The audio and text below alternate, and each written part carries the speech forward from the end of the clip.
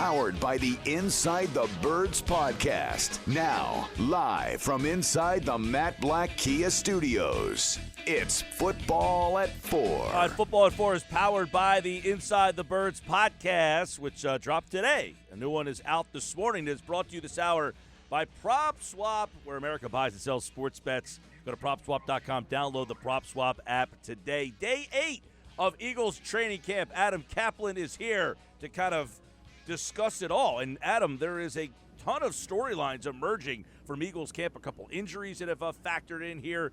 So we got a lot to dive into, man. How are you?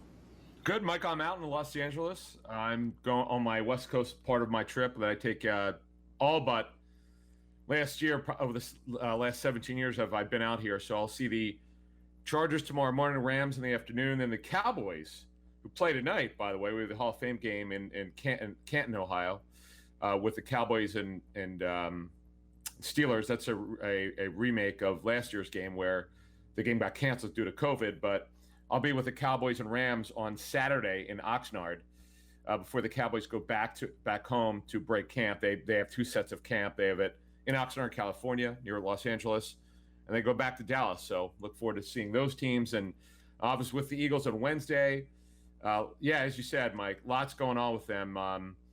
It's a team that's fascinating because no one quite knows how good they're going to be, but there's certainly a lot of storylines. Sure is. And obviously the offensive side of the ball, you have an offensive-minded coach, so everybody's going to kind of focus in on that side of the ball and what new stuff he's doing and how he's approaching it and how this coaching staff is kind of approaching everything here. I think that's been one of the storylines, is just the energy and the way the new coaching staff is coaching. Yeah, so Mike, when I was able to meet Nick Sirianni a couple years ago, you could just tell being in front of him, there's something different. There's just something different about him. He's got high energy. He's kind of in your face, and he holds his coaches and players accountable. The big thing is obviously the players. We did not see a lot of accountability with the players last season. And then with the coaching staff, they have to be coached too. We'd mentioned on our show actually 3 years ago with Press Taylor that could be a problem under Doug Peterson because he was too close to Carson Wentz, and the media picked up on that 2 years later, and we all kind of knew that it was not going to end well one way or the other.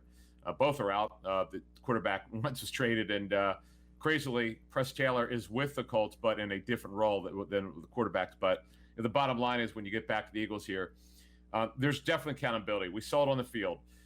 Jeff Mosher and I and Andrew DeCecco saw Nick Sirianni go after Jalen Reagor. He should. Reagor's not had a good camp other than Saturday when I was there. It had not been a good camp for him, and he didn't show up in good enough shape. It's just weird. I don't understand it. We had reported in the spring that he was down in the low 190s, Mike, where he should have been. And then for some reason, he doesn't pass a conditioning test. It's definitely true he didn't. I don't get it. But right now, the season started today. I don't think he'd be starting. Once Devontae Smith's back from his MCL, which won't be too long, it's a minor injury, MCL sprain. Fulgham and Smith should be the starters opening day unless somehow, again, now we don't know if they're going to be a heavy 11 personnel or heavy 12. We don't know that because Zach is still on the team. But if they're a heavy 12 personnel team, that means Jalen Reagor probably will not be starting. That'll be interesting, yeah. Now, Reagor, I guess, a little tough love, had a good day today at camp from what we're understanding. But obviously with Devonta Smith out, that means other guys need to kind of jump in. Quez Watkins' name was mentioned the other day by the head coach, and you wonder, Watkins, Hightower, the second rung of receivers, is somebody out of that group kind of sticking out? Yeah, well, Quez Watkins it's interesting. He didn't seem to be doing well first couple of days of camp. And then I'm going to say Friday or Saturday, he started taking off. The first 2 days were not good for him. I question what kind of shape he came in, but nevertheless, it didn't matter because once he got to the weekend, he started taking off. He really hasn't stopped. He's made a lot of catches. There have not been a lot of deep passes in training camp. I know they hit one or two today, but there have not been, and we'll get into that. There's a big reason for it. But Watkins is sort of kind of revived his career with the Eagles. Had been on thin ice last season. He had not done very well. The spring wasn't anything to write home about, and now all of a sudden, he's kind of emerged here. And quite frankly, Mike, the number 5 job is completely wide open. The first 4 jobs are set, obviously. But the 5 job's completely wide open between Quez Watkins, John Hightower, J.J. Arcega-Whiteside, and Michael Walker, unfortunately, who's missed a lot of time here lately. He got off to a good start. He's the kid that not a lot of people know about who was with the Jaguars previously. But that job's wide open, and I think through the end of training camp and the preseason, we'll know more. Yesterday, Fulgham talked about why he wasn't playing last year. I think we all knew it, but he said it. Alshon came back, and they told me that, that was his role there.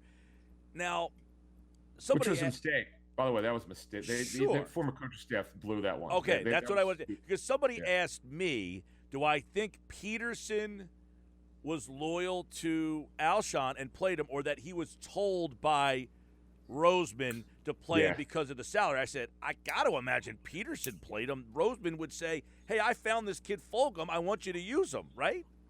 Well, Mike, but there's 2 ways to look at it. You just said it. It's Jeffrey's base, his salary, which was enormous, or playing the guy who was clearly better than Fulgham, who had a future with the team. The thing that bothered Jeff Mosher and I on our show is that Alshon Jeffrey had no future past the season. We knew he was not coming back. So why not play Fulgham? And then Fulgham, as we first reported back in, I don't know, in the spring, that Fulgham wound up having ankle surgery. Now, we have no idea.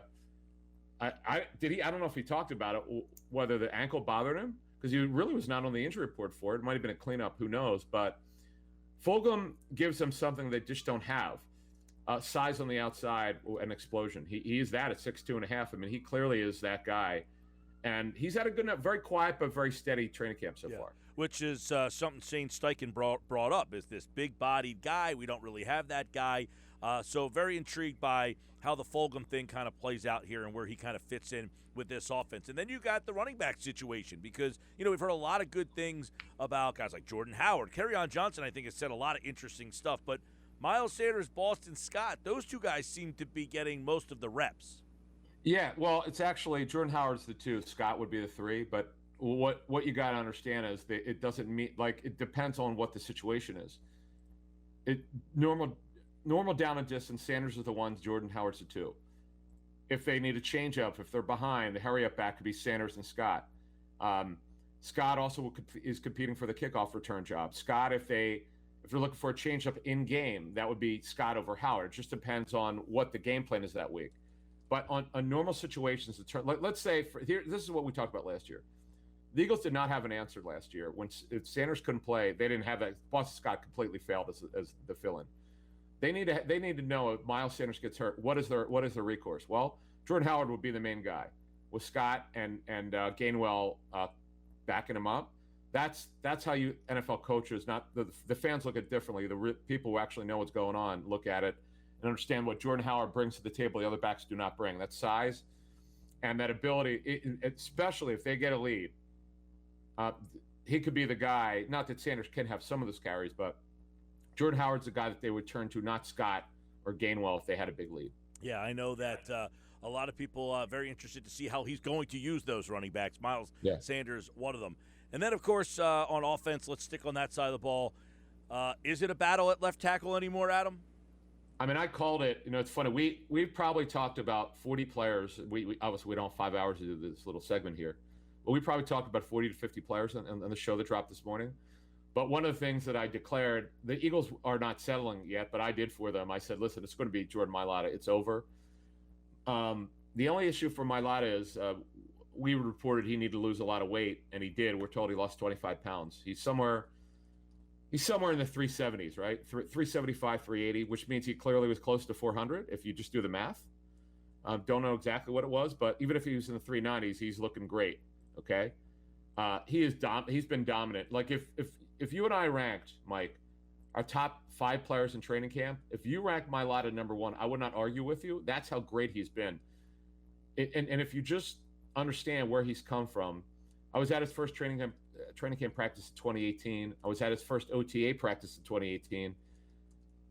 I mean, it was just kind of funny because he didn't know what he was doing because he had never played football before, American football, that is. And to see what he's been able to do over these 3 years, we're actually almost 4, is a testament to him and obviously Jeff Stoutland.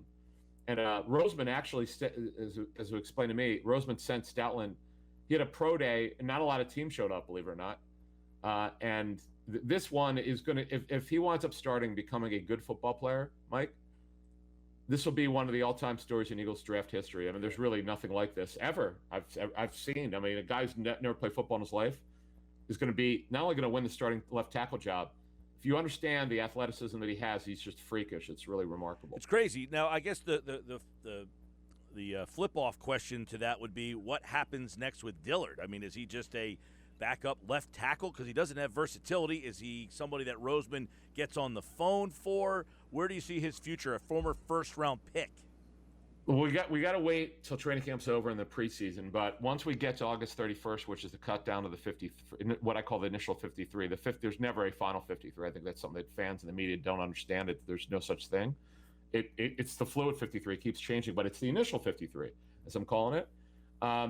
He would have value because he's a former first-round pick. It's funny that you mentioned this. I'm going to talk more about this on Monday's show, but I did talk to an NFL general manager this week about it. This team's left tackle situation is not good. This other team I'm talking about. And this guy had mentioned the shorter arms, love the feet, but he said is he physically strong enough? And that he goes, look, this guy said he'll look into it by the 31st. If Mailata wins it which is pretty much a lock. There aren't a lot of locks of the football team. That's one of them. But look, it's hard to find left tackles. That's why he would have value if the Eagles would wind up entertaining a trade. Then if they would wind up trading him, the Raven Clark, if he's available in the season, would be the backup left tackle. They would have that opportunity. All right, Sports Bash Live, 97.3 ESPN. Adam Caplan with us, football at 4. Let's go to defense now. Jonathan Gannon, his crew here. And Most said yesterday, Javon Hargrave looks great. I'm interested to hear a little bit more because it was right at the end, because I asked him, give me a player I haven't discussed with you, Moshe, and he said Hargrave. So do you concur, and are you hearing the same? Yeah, in fact, I brought it up on our show this morning. We were talking about players we haven't not talked a lot about, and I said, I don't know how we didn't do this, but we got to talk about Javon Hargrave being one of the top players in camp. And Jeff talked about it. I talked about it. Because, as you go through a 90-man roster, though it's, I think, 89, they cut Shaquille Taylor today. They waived him. He was only there because he knew the defense. But I think when you look at Hargrave, let's not forget, Jeff reported last summer that Hargrave had a pectoral strain, which he got when he was working out, lifting weights. And he had no training camp, really. And he started coming on the second half of the season, but he was not the player that they had signed yet. He had not got quite to it, but he is now. He's been incredible, Mike. He looks like he's got a chance to be a breakout player for the Eagles, and boy, they would need it. And remember, this defensive scheme is completely different. The Eagles we've never seen a scheme like this in Philly. You guys are going to love this, trust me. I'm interested in that. I'm also interested in Josh Sweat, Derek Barnett coexisting. Yeah. One guy gets more time than the other, splitting time. What's the feel at the defensive end spot opposite Brandon Graham? Yeah, this is a fascinating one. The first couple of days of camp, it was a battle, but Barnett was falling behind, and then, boy, after that, he's been really good. So there's no way to call it. Only the coaches and front office would know, but I'm still going to go with Sweat will get more snaps than Barnett this season. I'm not saying whoever starts means who's in for the first play. That's not really what I mean. I mean, who gets snaps per game. Sweat's just a better football player. He could do more. He's longer physically. We talked about this last year about the Clowney comparison. What I'd said, there absolutely is some. In fact, you could make a case that he's a better pass rusher, but there's certain things that Clowney could do that Sweat couldn't do when Clowney was healthier in his career. But here's the problem with Clowney. He hadn't been healthy in years. Now he's healthy. I was just with the Browns. He was practicing, but at 28, I don't know what he is as a football player. Josh Sweat's a better football player than Clowney right now. There's no question about that. Yeah, Clowney really hasn't been a relevant player in quite some time, other than the fact that he knocked out Wentz, and that's about the only thing that people recognize him from over the last couple of years. And then I guess, they brought Steven Nelson in. Everybody was waiting for them to do that, and that has kind of taken some of the pressure off Zech McPherson, the rookie, and he appears to be shining out there. Yeah, this is one of the better stories of camp on either side of the football. McPherson was a guy who could play inside or outside. He's playing outside here, and he's been a story of camp. Now, I know he's taken reps with the 2s and 3s, more with the 2s lately. And also, I'm pretty certain he got reps in back of Nelson at some point during camp. I have no idea how many reps, but nevertheless, here's the good thing about this. If he winds up finishing training camp really well in the preseason, he'll be the top outside corner over Craig James. And that's great because Nelson's on a 1-year deal. Now, James has had a steady camp. He can play inside or outside. He also knows the defense from being with Minnesota. So they might have a group of 4 corners that could play on the outside. Now, is it great? No, but it's at least average opposite Slay and maybe potentially better than average. Steven Nelson has had a solid camp. The issue with Steven Nelson is if he doesn't get his hands on you, it's going to be a problem because he doesn't run very well. His recovery speed isn't great, but he's so aggressive, smart, and tough. Not a lot of guys are getting behind him, but that's just one thing to look into. When teams spread him out and they get Nelson 101 and that receiver could run on his side, that's where things could be interesting. Maybe the Eagles would have to double up that receiver. Right, and then obviously Jonathan Gannon, as you kind of mentioned, this scheme is going to be something that we haven't seen, and I'm wondering how he's going to utilize the linebackers, Alex Singleton, Eric Wilson, and Davion Taylor. That story's kind of upsetting. The fact that he looked like he was going to be one of those surprise guys, and now he's hurt. Yeah, he might have been. Yeah, we don't know. Like, he came out. I know that what we had heard is his coaching staff kind of liked him from his Colorado tape because he barely played last season. So we'll have to see when he gets over that quadriceps injury. But when we look at the defense, here's what it is. We'd put out on a show back in February, we were hearing that this defense would have a ton of pre-snap and post-snap disguise. I might have underrated that or under-discussed that. It is unbelievable. I mean, I've not seen anything like this. I mean, Schwartz just didn't believe in it for whatever reason. But I'll tell you what, one of the reasons why Hurts's completion percentage is so high, it's because he's checking a lot of stuff down. He's not turning it over, which is great. He's not running a lot, which is very good. Hurts has done some nice things. We haven't really talked about him a lot. But the reason why there's not been a lot of downfield throwing is because they're taking it away. They're making him hold on to the football. Flacco, too, has got enormous arm, we know. Way better in terms of arm strength than Hurts.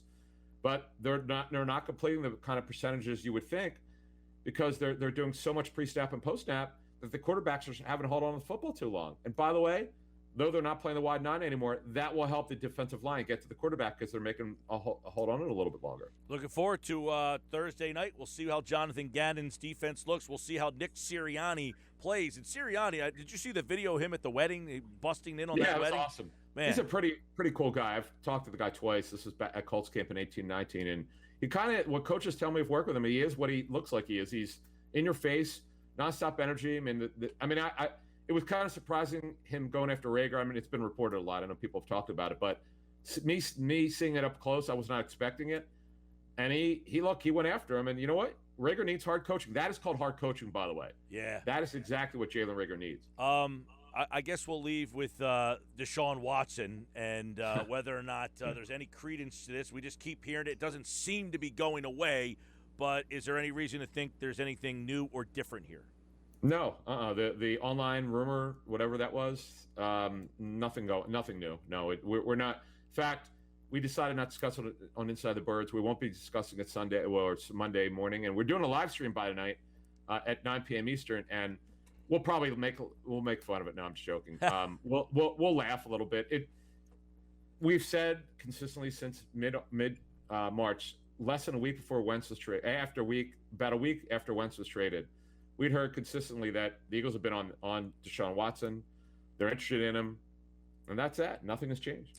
All right, 8 days in of practices. Remember, they reported on Tuesday. They did not practice on Tuesday, so it has been 8 training camp practices for the Eagles, and they will be live a week from tonight, Adam Caplan, against the Pittsburgh Steelers. We'll see how Nick Sirianni plays that. Do you think we'll see Jalen Hurts in that game? He should. I mean, they only have 3 preseason games. I don't know why you wouldn't, because he's not an established player. If he had been a guy that looked like he was ready to be the guy, like lights out, having a great camp, I'd say no. He needs work. So does Joe Flacco, by the way. They only have 3 quarterbacks. Now, Nick Mullins is coming off of procedure after last season, and that's why he's everything from him is short. Doesn't throw the ball downfield. But I would. But I'll tell you what, I like what I've seen from Hurts when I've been there. This is, what we said on Inside the Birds before you get out of here, Mike, is that this is his his 4th offense in like 5 years. Remember, last year's offense is different from this year's offense, different from Oklahoma's offense, different from Alabama's offense. So we need to understand that it's going to take some time to develop. All right, Adam Caplan, Jeff Mosher, Andrew DeCecco, Inside the Birds. Check out all of the stuff at InsideTheBirds.com. The new Inside the Birds podcast dropped this morning. Inside the Birds ITB live tonight on the YouTube channel, and everything the guys got going. And, of course, right here on Football at 4. He's Adam Caplan. Thank you, pal. Sounds good. Thanks. All right, Adam Caplan here on the Sports Bash Live, 97.3 ESPN.